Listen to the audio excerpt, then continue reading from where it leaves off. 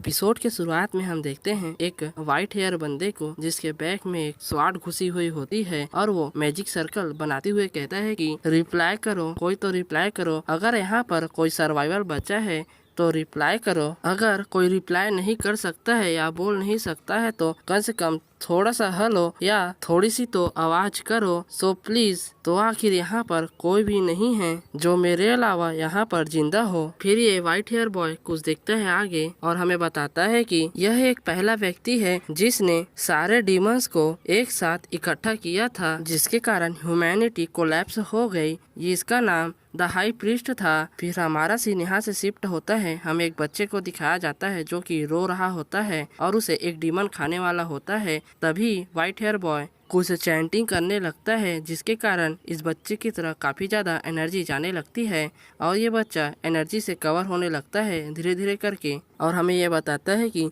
जो ये वार है डीमंस के अगेंस्ट, ये डीमन रियलम से बाहर आ गया है। हमें बच्चे को दिखाया जाता है जो कि एनर्जी से पूरी तरह कवर हो चुका है और एक औरत ने उसको पकड़ लिया है। तभी हमें ये व्हाइट हेयर बॉय हमें बताता है कि मैं और व्हाइट टावर के मेजेस जो कि मुझे फॉलो करते हैं अपना सब कुछ लगा दो ह्यूमैनिटी के फ्यूचर के लिए। तभी हमें डीमन के हाई प्रीस्ट को दिखाया जाता है जो कि अपनी स्वॉर्ड लेकर इनके ऊपर हमला कर देता है। जो व्हाइट मेज होता है वो उसको रोक देता है। फिर हमारा सीन शिफ्ट होता है। हमें सीधा इसका सर दिखाया जाता है जो कि इसके धड़ से अलग हो चुका होता है और व्हाइट हेयर बॉय हमें बताता है कि अगर ये ह्यूमैनिटी के लिए ही होता तो मैं ऐसा कभी भी नहीं करता। लेकिन तभी हमारा सीन शिफ्ट होता है। हमें इसे दिखाया जाता है और ये बोलती है कि अप्रैल 28 3:12 PM को मैंने डीमन रियलम के हाई प्रीस्ट के डेथ को कंफर्म किया है। फिर व्हाइट हेयर बॉय इसको बोलता है एडना। तो इस लड़की का नाम एडना है। इसका पूरा नाम एडना सोल लैपलेस है जो कि इस दुनिया का लास्ट ड्रैगन है।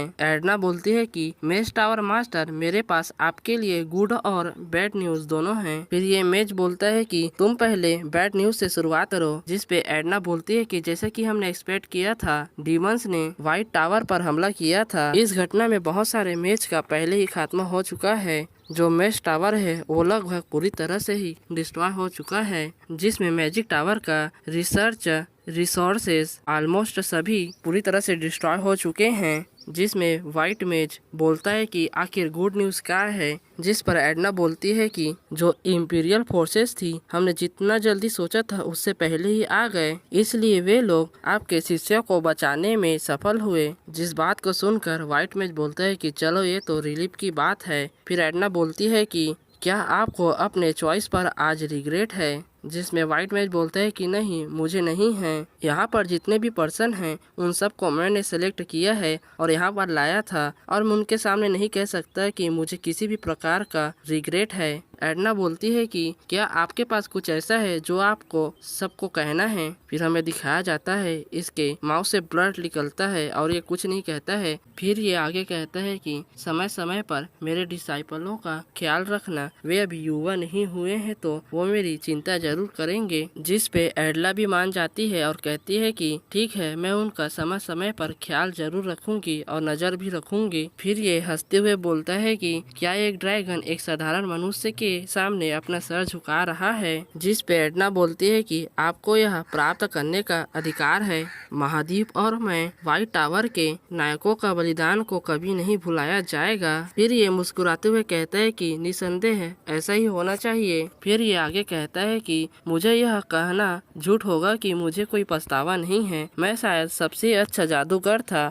लेकिन मैं एक अच्छा नेता नहीं था। लेकिन अगर मुझे एक और अवसर दिया गया है तो भले ही मुझे खलनायक कहा जाए, मैं सिर्फ अपने लोगों के लिए एक स्वार्थी जीवन जीऊंगा। हमें ये भी दिखाया जाता है कि ये अपने शिष्यों के साथ कैसे एकदम खुश है। इससे ये साबित होता है कि इसके अंदर जीने की काफी ज्यादा ही इच्छा है। फिर ये आगे कहता है कि मैं इस तरह से नहीं मरना चाहता हूँ, मुझे अभी जीना है। फिर कोई कहता है कि मैंने व्हाइट टावर के मेज के जादूगर ऑस्कर सेज की मृत्यु की पुष्टि कर दी है। तो अब हमें पता चलता है इस बंदे का नाम ऑस्कर सेज था। फिर हमारा सीन शिफ्ट होता है और हमें बताया जाता है कि कितने लोग कैसे कैसे मरे और कितनी कैजुअलिटीज हुई, और हमें अंत में बताया जाता है जो व्हाइट टावर के 2 लेवल 8 जादूगर लड़ाई में मारे गए, व्हाइट टावर के 19 लेवल के 7 जादूगर कार्रवाई में मारे गए और व्हाइट टावर के 132 लेवल के 6 जादूगर मारे गए और अंत में व्हाइट टावर के ग्रेट मेज युद्ध में मारे गए। फिर हमारा सीन यहाँ से डायरेक्टली शिफ्ट होता है और हमें बहुत समय बाद का सीन दिखाया जाता है टावर का, जिसमें काफी अच्छे से हवा चल रही होती है। उसी टावर के अंदर हमें खिड़की दिखाई जाती है जिसपे अंदर कोई लेटा हुआ होता है। फिर धीरे धीरे इसको होश आने लगता है, ये अचानक से उड़ता है जिसके कारण इसके सामने वाला बंदा भी डर जाता है और इसके हाथ में जो भी चीज होता है वो भी गिर जाता है। फिर ये लड़का कहता है कि मैं पूरी तरह से तुम्हारे कारण गीला हो चुका हूँ, मैं बस तुम्हारे लिए टॉवेल बदलने जा रहा था। फिर ये शांति से कहता है कि जो आपकी नींद की आदतें हैं वो पूरी तरह से एकदम बेकार हैं। जब मैं आपकी देखभाल कर रहा था तो आपने जरा से भी हलचल नहीं की। फिर ये बंदा अपने चेस्ट को हाथ लगाते हुए कहता है कि क्या मैं सो गया था?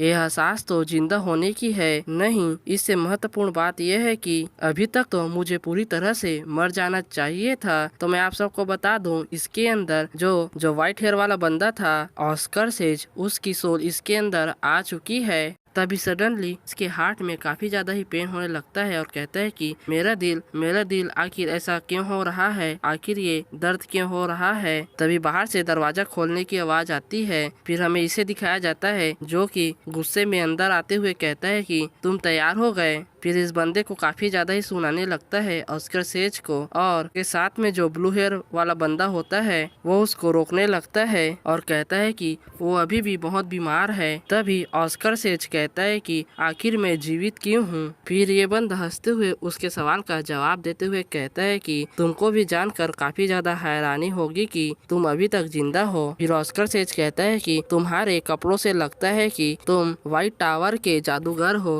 तभी ऑस्कर सेज आगे कहता है कि मुझे पूरी जानकारी चाहिए कि यहाँ आखिर चल क्या रहा है, जिसको सुनकर ये बंदा काफी ज्यादा ही गुस्सा हो जाता है और उसको मारने के लिए अपना हाथ आगे बढ़ाने लगता है और कहता है कि क्या तुम सच में पागल हो चुके हो। ऑस्कर सेज इस हमले को आते हुए देखता है और अपने मन में कहता है कि क्या एक हमला है, एक हत्यारा जिसे मॉन्स्टरों ने रचा था? अगर ऐसा है तो तभी ऑस्कर सेज वाइंड शील्ड का इस्तेमाल करता है और कहता है कि वाइंड शील्ड और उसका टैग को रोक देता है, जिसके कारण इसके हाथ में चोट लगती है और इसकी हाथ की हड्डी पूरी तरह से टूट जाती है। जिसको देखकर ऑस्कर अपने मन में कहता है कि ये काफी लोअर लेवल का मैजिशियन है, जिसके कारण ही इसने जरा सा भी नहीं सोचा मेरे ऊपर हमला करने के लिए। तभी ऑस्कर थोड़ा सा चौंक जाता है क्योंकि इसका वाइंड शील्ड गायब हो गया होता है अचानक से। फिर अपने हाथ को देखते हुए कहता है कि आखिर ऐसे कैसे हो सकता है कि मेरा जादू इतना जल्दी गायब हो गया।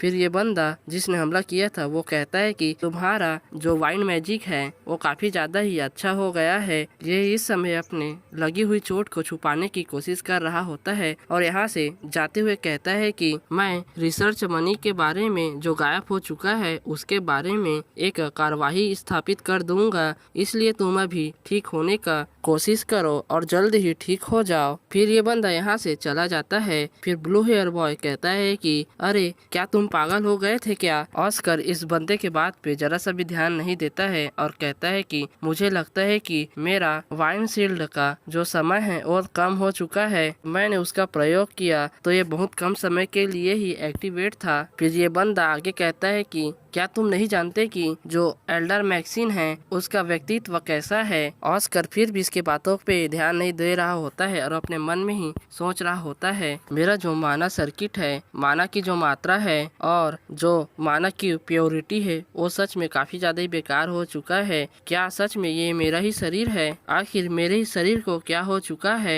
फिर ये ब्लू हेयर से पूछता है कि आज कौन सा दिन है, जिस पे ये कहता है कि आप 21 सितंबर को बेहोश हो गए थे। जिस पे कहता है कि क्या मैं 5 महीने से सो रहा हूँ। इस पर ये बोलता है कि आप किस बारे में बात कर रहे हैं, ज्यादा से ज्यादा आपको सिर्फ एक दिन हुआ है। जिससे ऑस्कर थोड़ा सा हैरान होता है और कहता है कि लॉयड को फोन करो, अगर वो यहाँ नहीं है तो गिली को या सासा को फोन करो। मैं वास्तविक स्थिति को सुनना चाहता हूँ कि अभी क्या चल रहा है, जिसमें ये ब्लू हेयर बॉय बोलता है कि वे सब गद्दार थे, तुम सबको भूल जाओ और तुम आखिर कैसे टावर मास्टर के नाम को ऐसे इनफॉर्मली बोल सकते हो। गद्दार वाली बात को सुनकर ऑस्कर थोड़ा सा हैरान होता है। फिर ब्लू हेयर बॉय आगे कहता है कि क्या तुम भूल गए कि ये सब बस एक साइड इफेक्ट है जो लॉयड सोल्स ने व्हाइट टावर को त्याग दिया और रेड टावर मास्टर का डिसाइपल बन गया और गिलियट ने एक हाई लेवल का मैजिक का जो बुक है उसको चुरा कर भाग गया, जिसको सुनकर ऑस्कर काफी ज्यादा ही हैरान होता है और चिल्लाते हुए कहता है कि तुम्हारी हिम्मत कैसे हुई ऐसा बकवास बोलने की। फिर ऑस्कर इसके तरफ देखता है और स्कैन करने लगता है अपने आँखों से और कहता है कि क्या इसके आसपास के हवा में कोई भी कंपन नहीं है। फिर ऑस्कर शांत होता है और बोलता है कि क्या सासा जादूगर मास्टर बन चुका है, जिसपे वह बोलता है कि सच में यह अविश्वसनीय है कि वह टावर मास्टर बन चुका है। ऑस्कर बोलता है 5 साल का बच्चा टावर मास्टर कैसे बन सकता है, जिस पे ये ब्लू हेयर बॉय अपना सर पकड़ते हुए कहता है कि वो 20 साल से भी ज्यादा बड़ा है, जिसको सुनकर ऑस्कर हैरान होता है। फिर ब्लू हेयर बॉय अपने मन में ही सोचने लगता है कि कुछ लोग ऐसे होते हैं जिनके सोचने की शक्ति और कल्पना की शक्ति सच में काफी ज्यादा ही एक्स्ट्रा ऑर्डिनरी होती है। ऑस्कर सेज आप एक छोटे बच्चे की तरह ही क्यों गुस्सा कर रहे हैं, सच में यह काफी ज्यादा ही अजीब बात है। फिर ऑस्कर जो विंडो के कांच होते हैं उसमें अपने शकल को देखने लगता है और देखते हुए काफी हैरान हो जाता है। फिर चौंक जाता है और कहता है कि आखिर ये कौन है। फिर हमें इसे दिखाया जाता है और ये बोलता है कि मेरे मौत को पूरे 20 साल हो चुके हैं और मैं अपने मौत के 20 साल बाद के समय में आ गया हूँ, वो भी किसी और के बॉडी में। और ये सच में विश्वास करना काफी ज्यादा ही कठिन है कि यह सर 20 साल में ही काफी ज्यादा ही विकसित हो चुका है। फिर बाहर देखते हुए कहता है कि क्या वो चमकती हुई चीजें स्ट्रीट लाइट है और वह एक कार है और यह सब सिर्फ मैजिक इंजीनियरिंग के कारण ही सफल हुआ है। सच में वे यह देखना जरूर पसंद करेंगे। फिर ये बाहर की जब दुनिया ढक रही थी तो केवल कुछ लोग ऐसे ही थे जिन्होंने अपनी उम्मीद पूरी तरह से ही छोड़ चुकी थी। और तो और इस शरीर के बारे में जो भी मैंने सीखा है उसे एक लाइन में व्यवस्थित करे तो सच में इसका शरीर एक मैजिशियन के रूप में काफी ज्यादा ही बेकार है। 20 साल की उम्र में केवल एक लेवल पर होना, शायद इसके कारण ही इसे जल्दबाजी महसूस हुई, जिसके कारण ही इसने एक एलेक्सर को लेने का प्रयत्न किया, जिसके कारण ही यह अचानक से गिर पड़ा और इसको साइड इफेक्ट हो गया, जो कि सही भी है। अगर यह सफल हो जाता तो इससे उसके माना की मात्रा में कई गुना बढ़ोतरी होती, लेकिन अगर असफल हो गया तो उसकी जान को खतरा हो सकता था। यही कारण है कि यह एलेक्सर्स यहाँ पर बैन है। और उस बंदे फ्रैंक ने कहा कि इसे लेने के बाद मैं पूरे दिन बेहोश रहा, तो अब हमें बताया जाता है उस बंदे का नाम फ्रैंक है। आगे कहता है कि लेकिन ईमानदारी से कहूँ तो इस आदमी को पहले ही मानव विस्फोट के कारण मर जाना चाहिए था। तभी इसको अचानक से कुछ रियलाइज होता है और अपने अंदर के माना को फील करने लगता है और कहता है कि केवल एक लेवल के मैजिशियन के पास इतना ज्यादा अधिक मात्रा में माना कैसे हो सकता है, और ये सारा माना बहुत ही ज्यादा ही प्योर है, जिसको अभी तक पूरी तरह से ही प्योरीफाई नहीं किया गया है। मुझे लगता है कि यह सब उस एलेक्सर के कारण हुआ है जो कि बैन है। फिर ये अपने माना को फील करने लगता है, जिसके कारण इसके शरीर में पूरी तरह से माना फैलने लगती है। फिर अचानक से इसको कुछ रियलाइज होता है, यह क्या है। इसकी उंगली से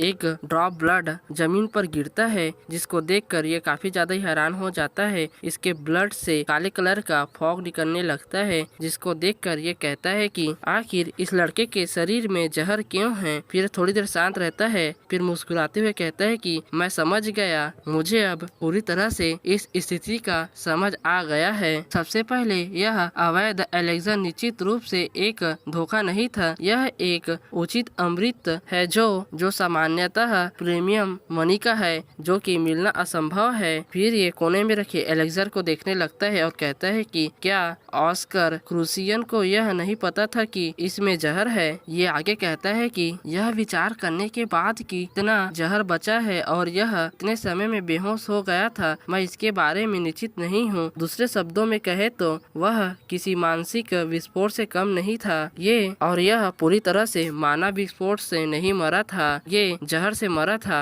और जहर का जो स्तर है इतना अधिक है कि इसका इस्तेमाल लेवल 1 के मैजिशियन को मारने के लिए नहीं किया जा सकता है। यदि मैं न होता तो इसका कोई निशान भी पाना मुश्किल होता। फिर अपने मुट्ठी को कसता है और मुस्कुराते हुए कहता है कि मैं नहीं जानता कि कौन मेरी आत्मा के साथ खेल रहा है, लेकिन फिर ये उठकर एलेक्जेंडर के पास जाता है, उसे पकड़ता है और कहता है कि मुझे दूसरा अवसर दिया गया है, इसलिए मैं इस बार नहीं बनने वाला हूँ और पहले की तरह ही गलती को दोहराने वाला नहीं हूँ। मेरे अपने लोगों के लिए एक स्वार्थी जीवन मैं जीने वाला हूँ। और यह सब यह एलेक्जेंडर को देखते हुए बोल रहा होता है। सच कहूँ तो यह शुरुआत के लिए बुरा नहीं है ऑस्कर, तुमने मुझे अपना शरीर उधार दिया है, उसके बदले में मैं तुम्हारा बदला लूंगा। और बस यहीं पर यह चैप्टर खत्म होती है।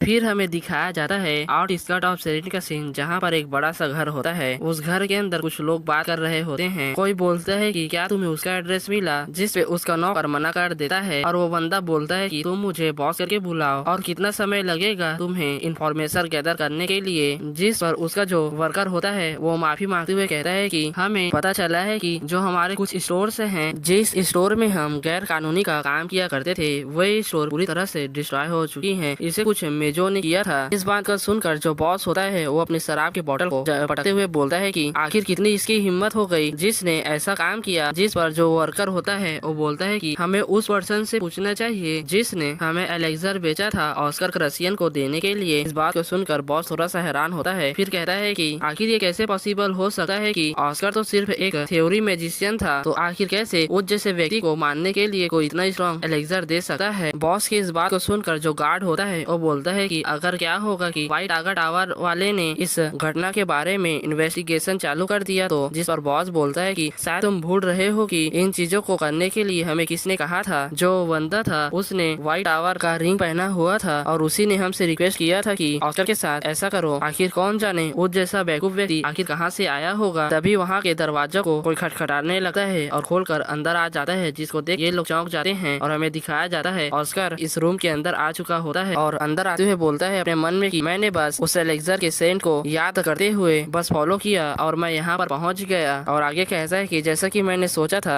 इस काम में और भी पीपल इंक्लूडेड हैं। ऑस्कर को यहाँ आते हुए देखकर बॉस समझ जाता है कि ऑस्कर ने ही उसके स्टोर को डिस्ट्रॉय किया है और पूछता है कि आखिर तुम्हारी हिम्मत कैसे हुई हमारे स्टोर को डिस्ट्रॉय करने की, क्या वो तुम थे। जिस पर ऑस्कर बोलता है कि हाँ सच में मैं वही था। फिर ऑस्कर आगे बोलता है कि सच में मैं काफी ज्यादा इंटरेस्टेड हूँ कि तुम लोग किसके बारे में बात कर रहे थे, क्या तुम लोग वो बात को वापस से जारी करना चाहोगे। जिस पर जो बॉस होता है वो बोलता है कि मैं सोच रहा था कि अगर तुम इस बात को जाने देते हो और कुछ न सुनने का एक्टिंग करते हो तो मैं तुम्हें यहाँ से जाने दूंगा। जिस पर ऑस्कर कुछ नहीं बोलता है। तभी बॉस बोलता है कि गार्ड उसको मार डालो। जिस पर जो गार्ड होता है वो भी अपना स्वॉर्ड निकाल कर उसके ऊपर हमला करने के लिए चला जाता है और हमला भी कर देता है और जो उसका स्वॉर्ड होता है वो ऑस्कर के जस्ट सामने आ जाता है। जिसको देखकर ऑस्कर बोलता है कि अगर तुम लोग ऐसा ही खेलना चाहते हो तो मैं भी तुम्हारे साथ ही खेलूंगा, फिर बाद में मुझको मत कहना रूड होने के लिए। तभी ऑस्कर विंड कटर का इस्तेमाल करता है, जिसके कारण जो गार्ड होता है वो शॉर्ट उसके पीछे से ही चला जाता है और हम देखते हैं कि उसी का अटैक उसी को लग जाता है, जिसके कारण उसका गर्दन उसके सर से अलग हो जाता है। जिसको देखकर ऑस्कर बोलता है कि क्या सच में इसका बस गर्दन ही अलग हुआ, मुझे लगा था इसका शरीर के टुकड़े टुकड़े हो जाएंगे। अपने गार्ड को ऐसे मरते हुए देखकर जो बॉस होता है वो काफी ज्यादा ही चिल्लाता है और गन निकाल लेता है ऑस्कर को मारने के लिए और बुलेट भी फायर कर देता है और जो बुलेट होती है वो ऑस्कर की तरफ जाने लगती है। ऑस्कर उसको देखता है और उसको रोक देता है और कहता है कि सच में ये काफी ज्यादा ही इंटरेस्टिंग है। फिर विंडशील्ड का इस्तेमाल करता है, जिसके कारण बुलेट जो होती है वो बीच हवा में ही रुक जाती है। जिसको देखकर ऑस्कर बोलता है कि मैं इससे मैजिक डिटेक्ट नहीं कर पा रहा हूँ, क्या सच में एक मैजिक इंजीनियरिंग का है। मैं सोच रहा था कि आखिर इसका प्रिंसिपल कैसा होगा और इसको कैसे प्रोड्यूस किया गया होगा। तो अच्छा इसको बुलेट बुलाते हैं और आगे कहता है कि अगर क्या होगा इस अटैक को मैं तुम्हारी तरफ ही डाइवर्ट कर दूं तो, और डाइवर्ट भी कर देता है और ये जो बुलेट होती है बॉस की तरफ जाती है और उसको ही लग जाती है, जिसके कारण जो बॉस होता है वो नीचे गिर जाता है।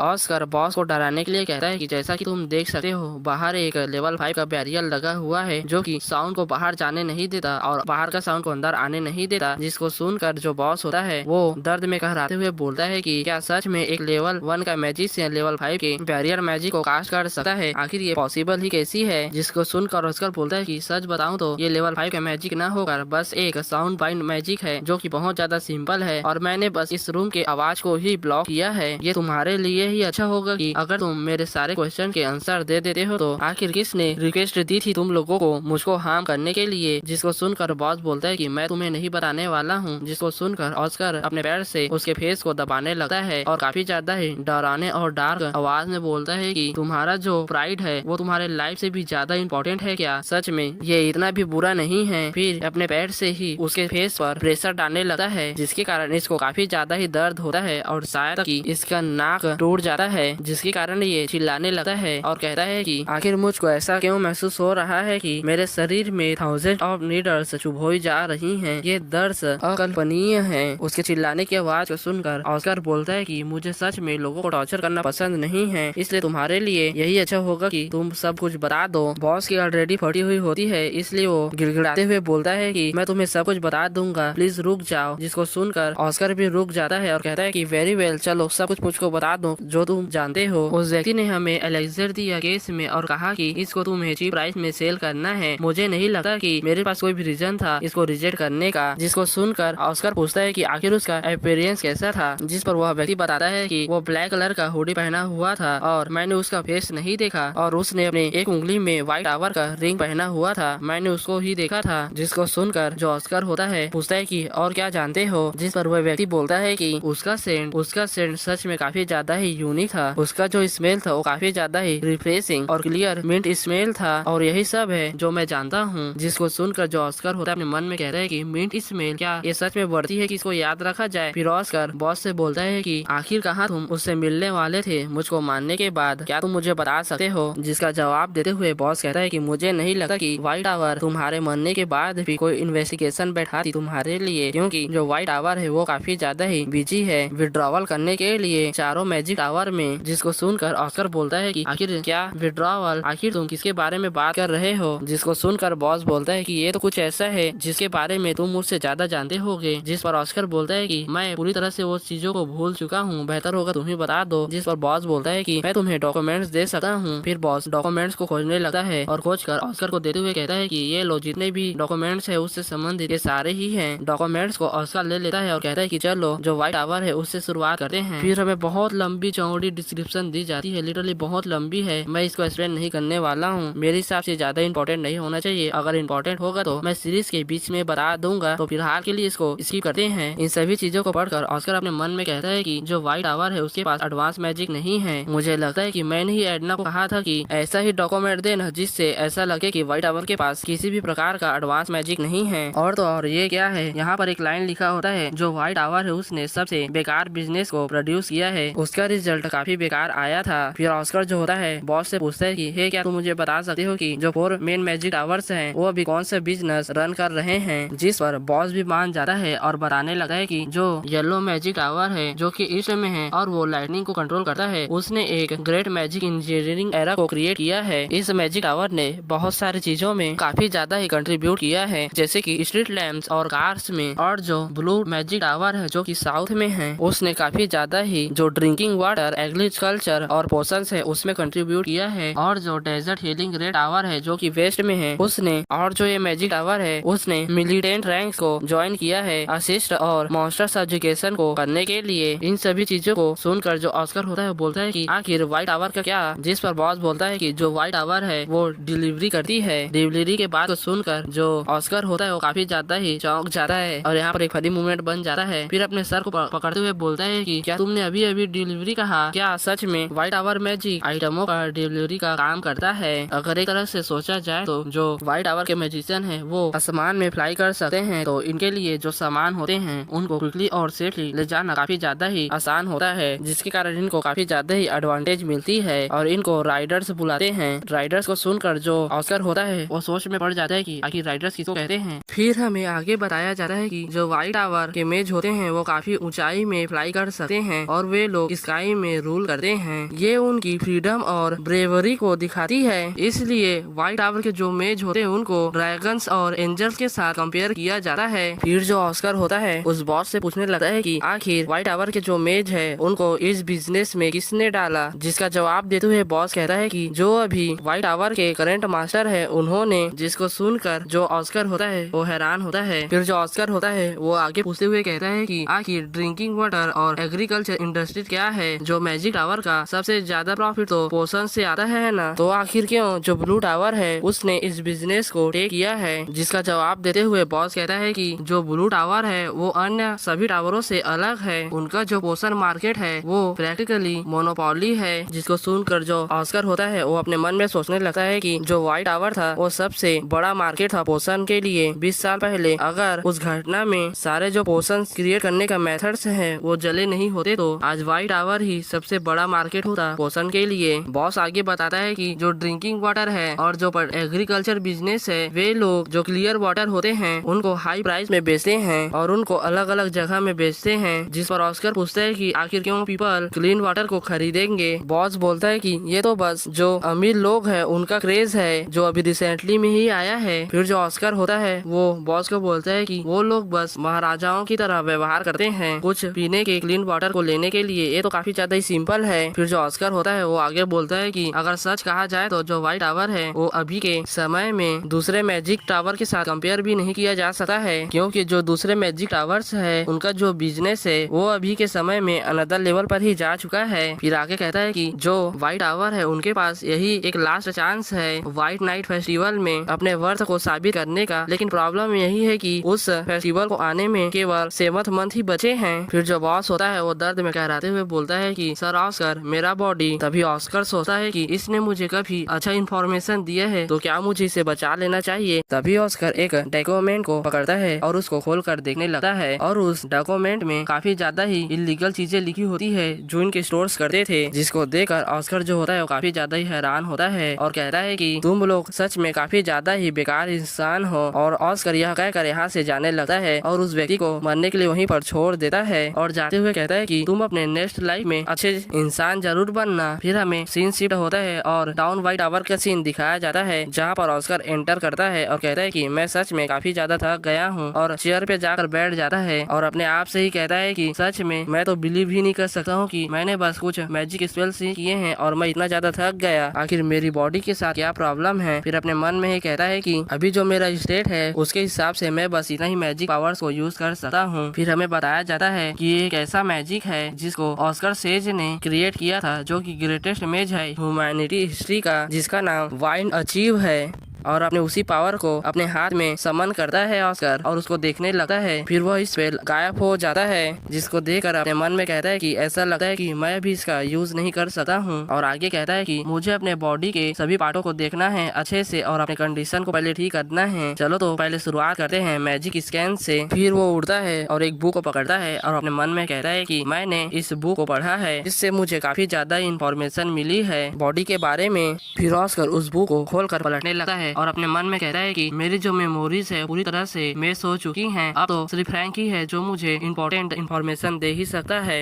ये सच में काफी ज्यादा जरूरी है, मुझे इस बॉडी के बारे में सब कुछ जानना है। अगर इस बॉडी को मुझे अच्छे से बचा के रखना है तो ऑस्कर क्रसियन जो कि हायर है काउंट क्रसियन का और ये लोग ही हैं जो कि सोल सर्वाइवर्स हैं डिजास्टर मेंशन फायर का जो सभी मैजिक टावर्स है, उन्होंने इसको एक जीनियस के रूप में रिकॉग्नाइज किया है। जो उनका इसके प्रति एक्सपेक्टेशन था वही इसके अंत का कारण बना। जब यह 6 साल का था तो इसने एम्पायर के मैजिक एकेडमी के फैकल्टी में एनरोल किया। इसने अदर बच्चों के मुकाबले में काफी ज्यादा ही हाई मार्क्स को अचीव किया। इसने काफी ज्यादा ही एक्स्ट्राऑर्डिनरी थीसिस को पब्लिश किया। इसने प्रूव किया कि ये अनडाउटली काफी ज्यादा ही जीनियस है। लेकिन क्यों इस जैसा व्यक्ति अभी तक सिर्फ लेवल 1 का ही मैजिशियन है, ये काफी ज्यादा ही अनफॉर्चुनेट है। अगर इसके पास सिर्फ माना डिफिशियंसी सिंड्रोम नहीं होता तो आज यह काफी ज्यादा ही जीनियस मैच होता इस दुनिया में। तभी अचानक से इसको कुछ रियलाइज होता है और अपने मन में कहता है कि अपने हाथ को देखते हुए अगर यह सही है तो यह कोई भी सेंस नहीं बनाता है कि यह क्यों लेवल 1 का मैजिशियन है। ये मैजिक को दूसरे व्यक्तियों से ज्यादा अच्छे से जानता है लेकिन फिर भी मैजिक को यूज नहीं कर सकता है। तभी ऑस्कर अपने हाथ में एक बबल सा स्फीयर बनाता है और देखते हुए कहता है कि द स्कैन्स डन। इसका मतलब जो स्कैन है वो पूरा हो चुका है और कंफर्म रिजल्ट आता है, जिसको देखकर ये हैरान हो जाता है और कहता है कि इसको तो किसी भी प्रकार का माना डिफिशियंसी सिंड्रोम नहीं है, ये तो किसी भी प्रकार का इलनेस नहीं है। फिर वो स्क्रीन में देखते हुए कहता है कि हैरान होते हुए कि इसका जो माना सर्कल है उसको किसी ने सील्ड कर दिया है। और बस इसी के साथ यह भी चैप्टर यहाँ पर खत्म होता है। तो बस यह वीडियो यहीं पर खत्म। अगर चैनल पर नए हो तो चैनल को सब्सक्राइब कर देना और वीडियो को लाइक कर देना। तो चलिए मिलते हैं नेक्स्ट एपिसोड में, तब तक के लिए बाय बाय।